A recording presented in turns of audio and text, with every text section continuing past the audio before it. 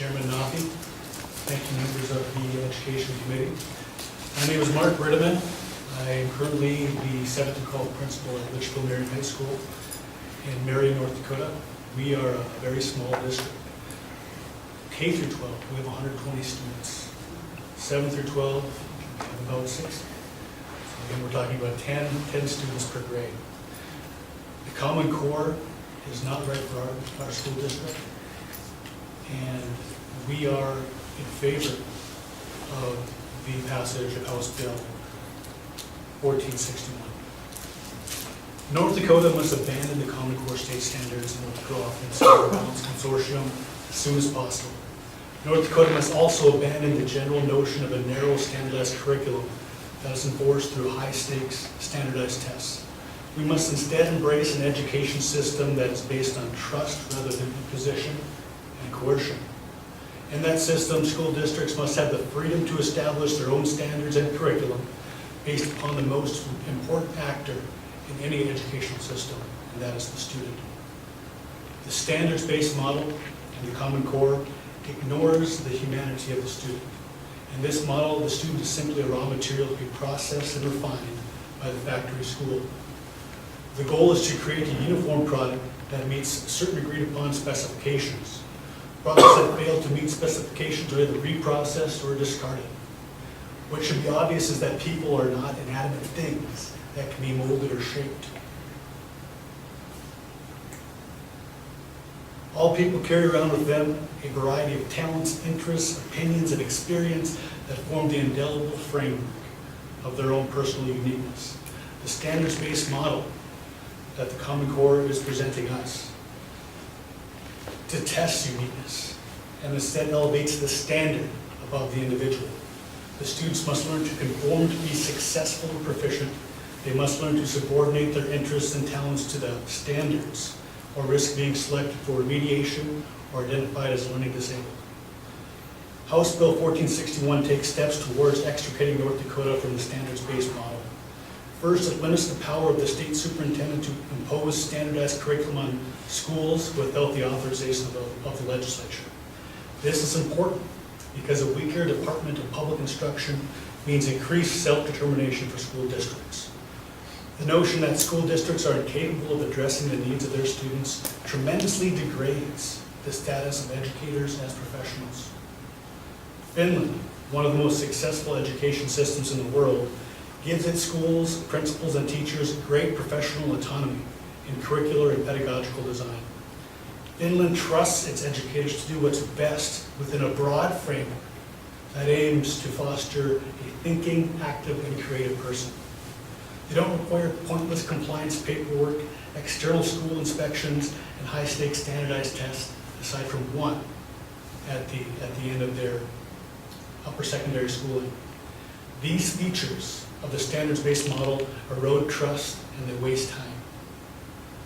After limiting power of the state superintendent, the next two most significant actions called for by HB 1461 are the withdrawal from the Smarter Balance Assessment Consortium and the abolition of the Common Core state standards in North Dakota.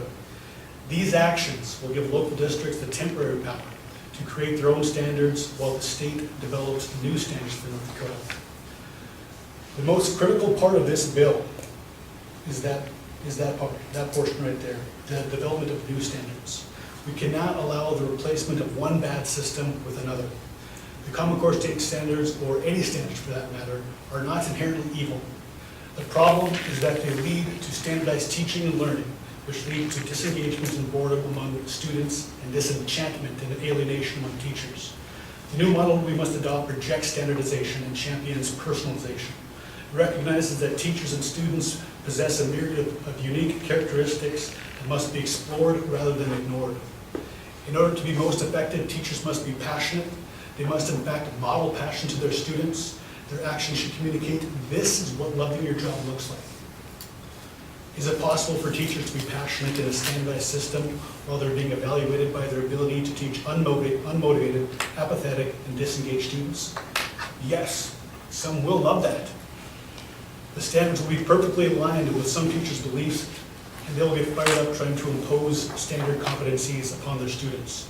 However, many will, when is No. However, many will despise the standards and perhaps ignore or actively work against them. The point is that the skills and interests of individual teachers are marginalized under a standardized teaching system.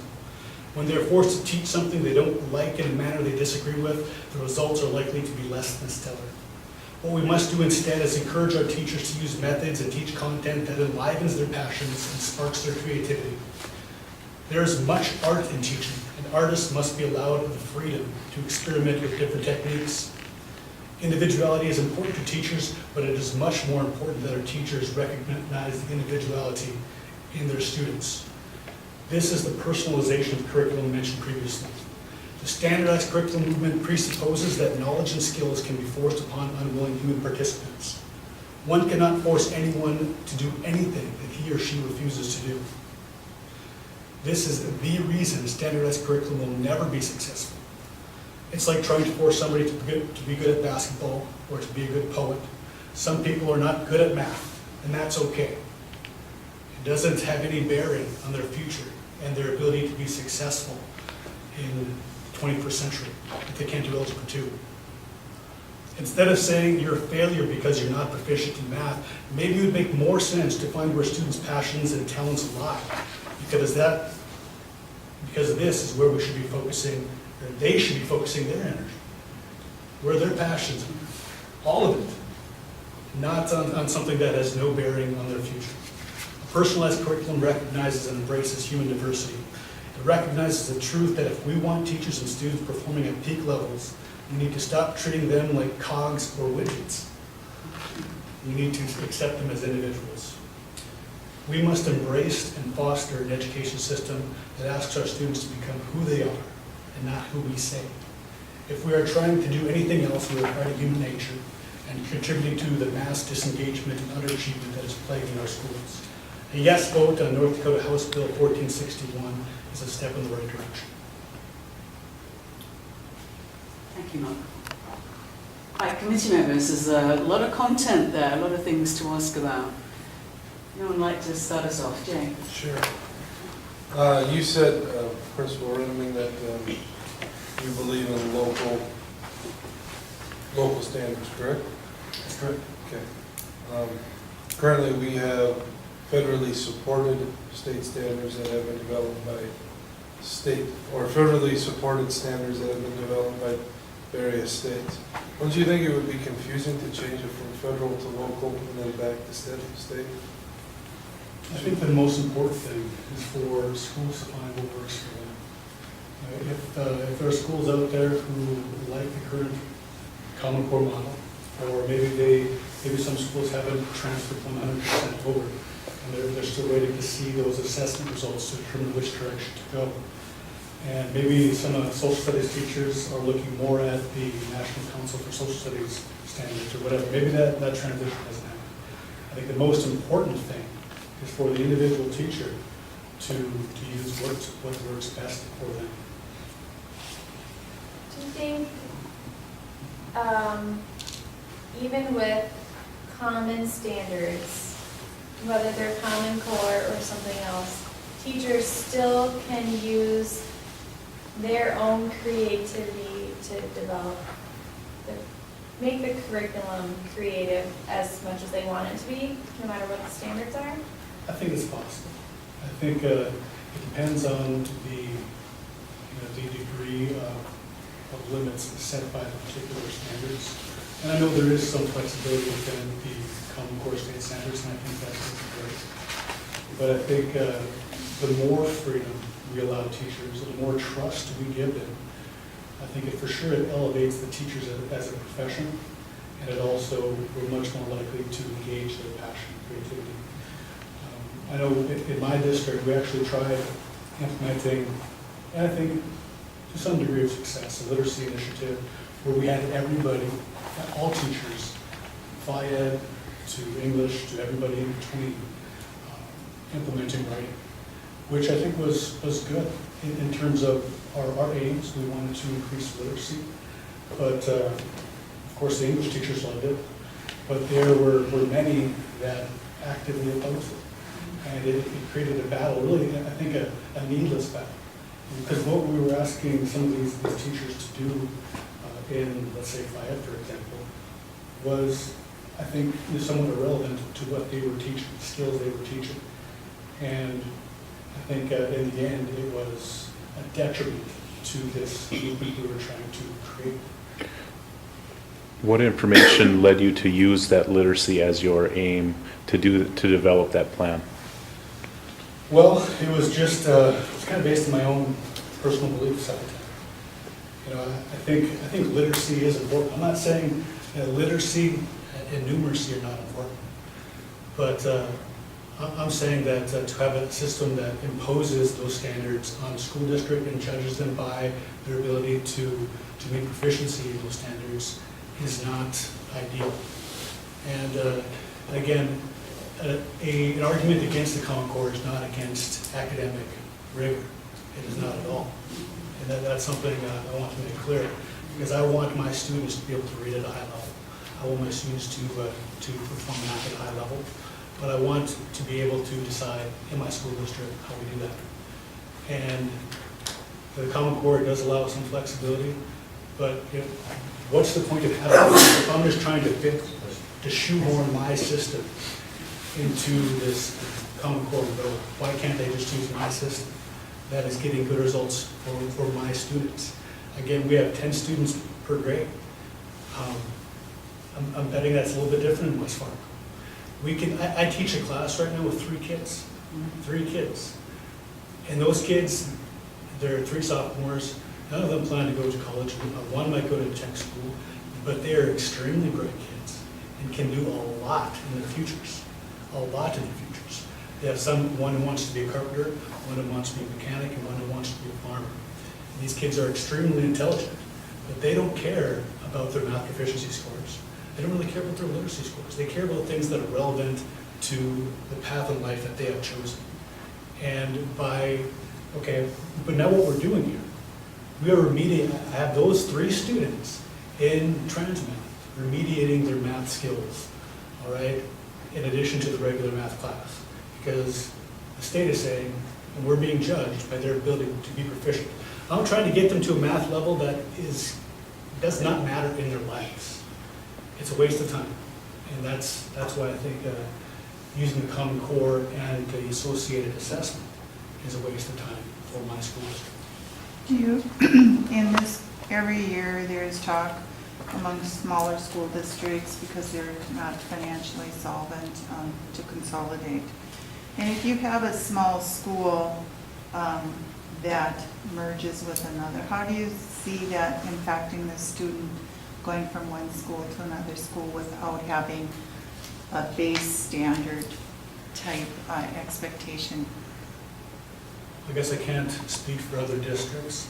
I know our district is financially solvent, and I guess we plan to be around as long as we feel that we are delivering high quality education to our students.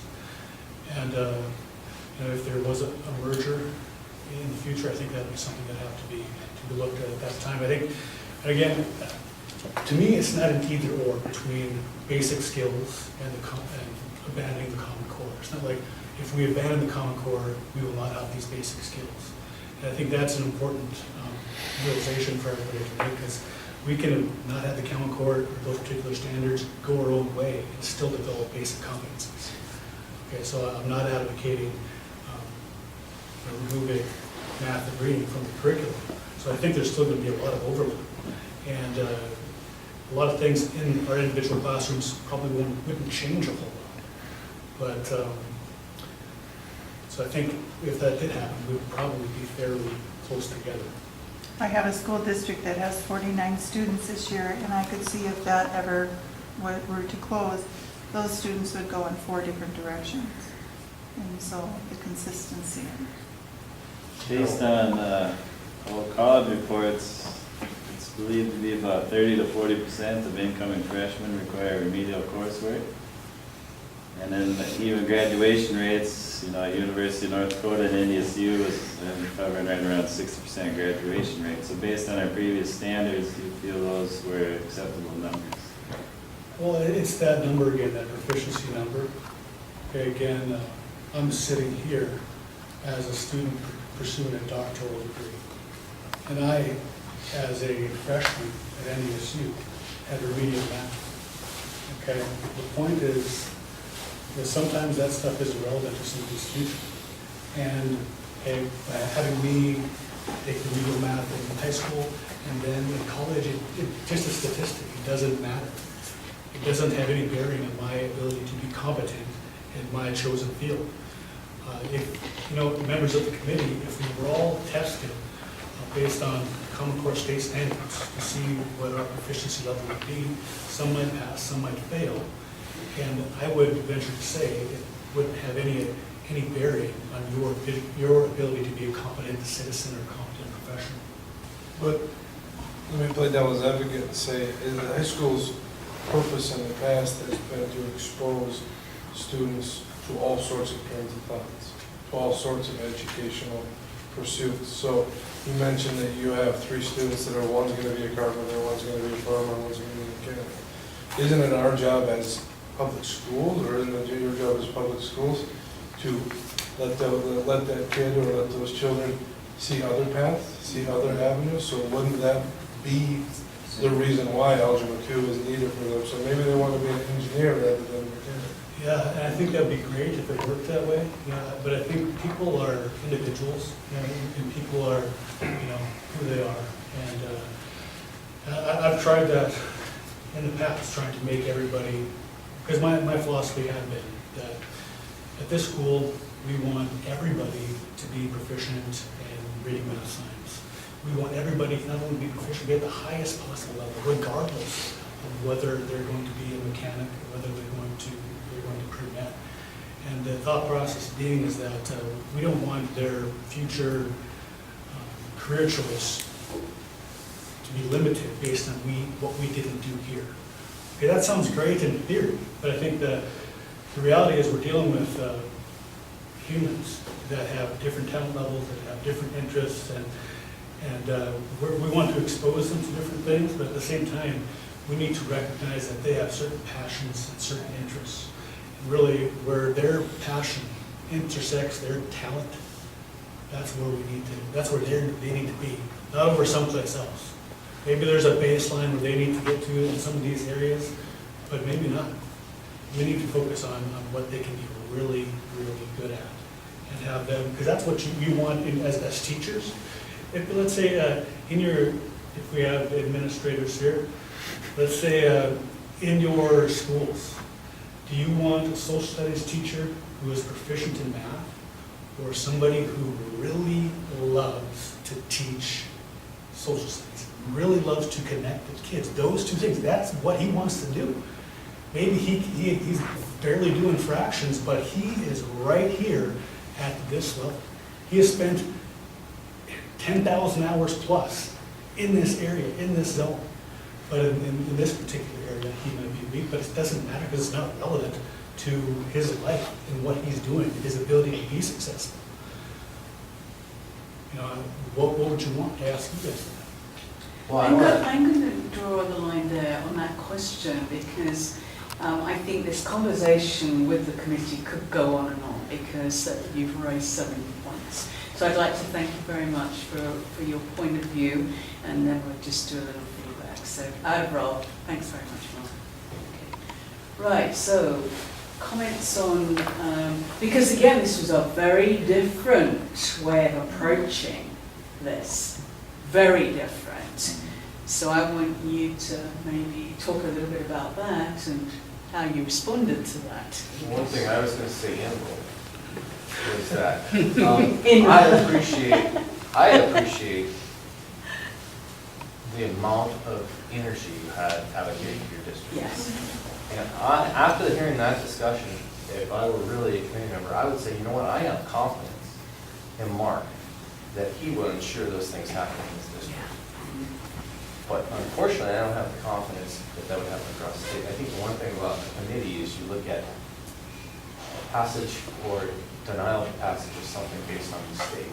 I would say, let Mark go, because he can do it, but I'll bet you're going to find polar opposites in many of these smaller locations. So what I would argue is that, okay, by imposing these standards on these other people, these people that might not be true professional, it's not going to really change much in those systems. Again, they might have to check their boxes or submit their stuff and all that kind of stuff, but it's not really going to affect positive change because, you know, you can't impose that from above, it has to come from within. But if you don't have an accountability measure in place, those things keep going on, and those kids are having disservice. If you don't have some way of check and balance saying, you know what, you're not providing your kids are living here and there is no future for them. You don't have some accountability measure for those people that are, quite frankly, the slugs. If you don't have that, you're going to continue with the same thing for those kids and no future. You know, if you could just like give a blood transfusion to all those people, Mark, that would probably help.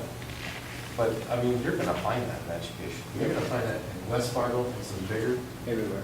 You're going to find that in assistant principals, but. Do you send the message that we do not trust you guys? We do not trust your professional knowledge and skill and all the things that you bring to the table to do what's right for kids, that you need to be told to do what's right? Right, and that's how I felt that way for many years, honestly.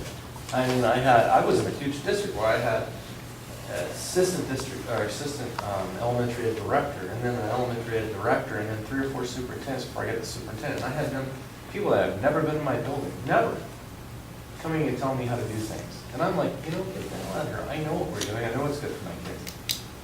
So it's not that part. Unfortunately, being human beings, there are people that are going to sit in that position as they get a good paycheck.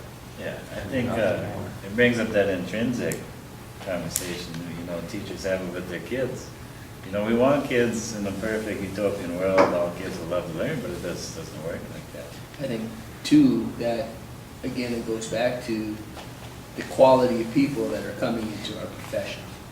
And I think once that changes around, we may be able to go, people might trust us a little bit more in this country. Finland would say those people aren't going to want to be in this system where they don't have a lot of autonomy, they don't have a lot of respect. They need to be micromanaged, you know, every step of the way. They need to be fed these prescribed curriculums. They need to be, every step of the way, be told what to do. And not have the trust that, you know what, they might seek information. They might try to find out what they should do. They might actually like their job and they might want to teach kids. But I think, and that's the same with some of our teacher evaluation systems. That if we treat them like they don't know, and this is what you should be doing, you don't know, this is what you should be doing, you're doing it wrong, and do this. I think that's the message to me. You know, I think here I want to say that let's look at the whole thing, like the context in which we're working. We've got a group of pragmatists here. No, honestly, you've got to recognise. Am I the idealist or am I? Right. I'm not going to contrast you at the moment. I'm going to say that around this table we've got a group of pragmatists.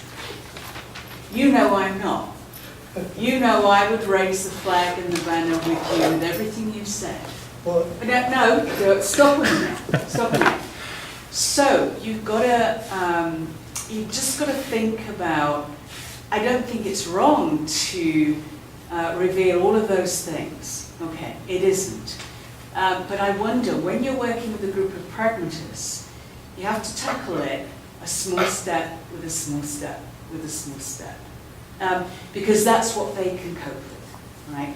Now, when you're working with academics like us, we're absolutely with you, because, you know, you've laid out so beautifully your philosophy, beautifully. But I want you to know you're dealing, I'm going to keep saying it, you're dealing with pragmatists. And therefore, you've got to have an acknowledgement of the audience, Mark. I would add, oh, go ahead, Erin, if you want to. I have to say, but again, probably what you just said, I was not always in character the whole time because I was connecting with what you're saying, and that's Yes. like my I self know. as a doctor Me too. student and my philosophy. But I thought you used some creative language that would have got someone sitting in this seat Yes. to go, huh, or Yes. like, oh, you know, like it wasn't, I appreciated some of the But you language see, because it so made me really think about it. So- Got my attention. Yeah. I thought someone was going to be a little too, polemical. And as far as some of it might have emotional. And been. one question that I wanted to ask times, and I think the committee member might have asked this question, is, okay, well, what standard is holding you back? What are some specific standards that are holding you teachers back and not allowing you to do what you want to do? No, I think my argument was that, okay, if the teachers want to embrace those standards and apply them to their curriculum, I think it's an individual choice. So if there's 90, I thought maybe I'd have the question, well, okay, everyone's on board with this, teachers across the board love this, and I would say, great. That's great, because again, like I said, we want teachers who are passionate about what they're doing. We want teachers like Jacob, who absolutely love teaching and delivering these standards. We want them.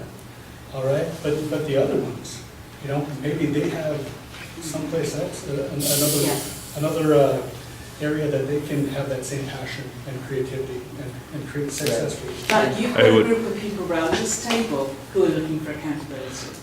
I- That's the truth, you know, like, all I'm saying to you is you've got to think of your audience. And that's why I asked the question I did, Mark. When you started talking about your literacy goal, I was trying to set you up for a trap of you saying, we got that feedback from our state assessments. Because that's a lot of us, our literacy goals or our educational goals in our buildings right now came from the results of these state assessments. So I was trying to set you up a little bit and you answered it perfectly, but you know, that's one of those things. And that's one thing that I would give as a little bit of feedback is, you're very passionate and that's great. Absolutely. But once again, kind of what I was saying, like when Scott went earlier, if I'm not on the same side as you, I'm either going to be disengaged or I'm going to look for a got you moment as soon as I can in that. So that's where I would. Because coming in, I kind of had Josh's tape playing in my head as I was writing this, which to me was very passionate. And I loved it. To me, I loved that. We all do. But then as I was listening to some of the others when I first got here and hearing Jacob talk about, I'm going to turn a lot of people off right away. And I said, But that's okay, because here's the thing, and again, it comes back to a lot of these people, they have 100 different things going on in their mind. They're thinking about this, this, and this, and this. And if you don't grab them, and if you don't get their attention, they're not going to listen to you. See, there has to be an amount of passion here. But I want to say something, passion because you is were worried there. about it being too political, and actually I think you did a really good job keeping politics. Oh, Yes, you did. You took it Highly from- philosophical. You brought no politics in that. You brought it from your passion as an educator. Now, I can tell you this as a committee member, really, in reality, I don't know how I'd respond to that. I think that a committee member on this particular bill would take it as political. Because this whole bill was driven by politics. It was driven by a group of, you know, far right-wing business. But as an educator listening to that, we can disagree. But when you find, as an educator, you find someone that has that kind of passion in their heart, when you agree with what they want to do, you find more respect for them because you stand by the ultimate lane, the kids. It is, I have to say one thing about the passion and enthusiasm. I think a lot of it has to do with, do your research on who your audience is. I mean, that's really crucial, because You have to. Yeah, because when you look at these audience members, yeah, if you know that 3/4 of them are not going to be with you, I would not talk that way. I would not talk so passionate and drill it into their brains. I would be more pragmatic, and I'd be more, you know, these are the facts, these are the things. But if I already know that 3/4 of them are going to be hanging on my words because of their political view and because of the way that they lean left or right, I'm going to probably just be really excited about this and just really, you know, and then because it's really wanting to get those other 5 or 6 to jump on the bandwagon, you know. Mark, what you've enabled us to do is think even more deeply, Yes. really, about who we're talking to and this process. So that's why I applaud you, because you really have got us thinking even more deeply. And the thing is, there's no right or wrong. You know, if there was a right and wrong, I'd have a rubric here with 40 things on it and we tick them. There is no right or wrong. And you're going to have to be thinking people when you go into these roles. You're going to have to know how complex the situation is you're dealing with. And you're going to judge it like, Josh, absolutely. That's why I wanted you all to look into who these committee members are, whether they're Republican, Democratic, whether you can predict some of how they're going to receive it. But you know what? I found your talk was an absolute breath of fresh air. It was philosophical, It's exactly what I love, just like Erin. We're sitting on the edge of our seats saying, great, just really great stuff. But when I come down to it, I have to say, what impact would it have in this context? And so that's what we need to think about. Now, we're running out of time horribly, and I don't want to, we could go on for about another half an hour and say a lot of really good stuff. But Mark, I want to applaud you for what you've done. Thank you very much.